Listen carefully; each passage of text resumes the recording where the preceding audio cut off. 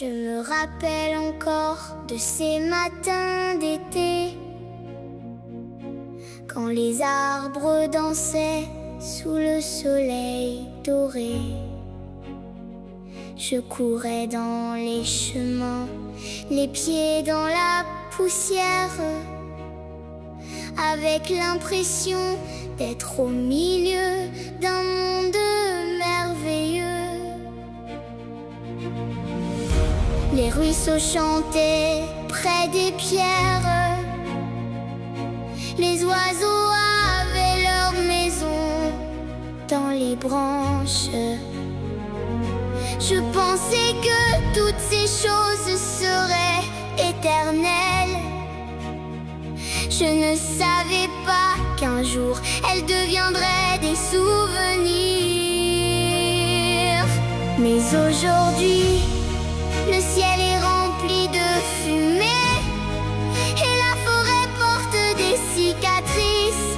J'entends le silence à la place des chants, comme un immense cri qu'on n'écoute plus. Qu'avons-nous fait de notre forêt?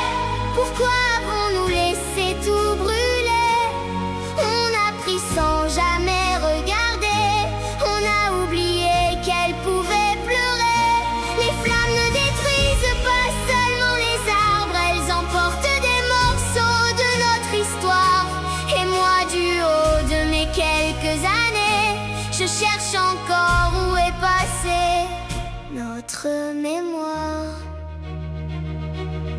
J'ai vu les animaux partir sans se retourner, chercher un endroit qu'on ne leur a pas laissé. Ils n'ont pas choisi cette fumée, ils n'ont pas choisi de tout abandonner. On dit souvent que la terre est grande, qu'elle pourra toujours recommencer. Mais combien de fois faudra-t-il perdre quelque chose avant d'apprendre enfin à le protéger? Je ne veux pas pointer du doigt les adultes, je veux juste comprendre pourquoi on attend de voir disparaître les merveilles pour réaliser leur valeur.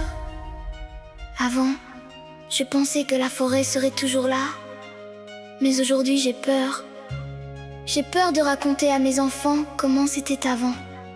S'il vous plaît, prenez soin de ce monde, parce qu'il n'a pas besoin de nous pour vivre. Mais nous, on a besoin de lui pour exister.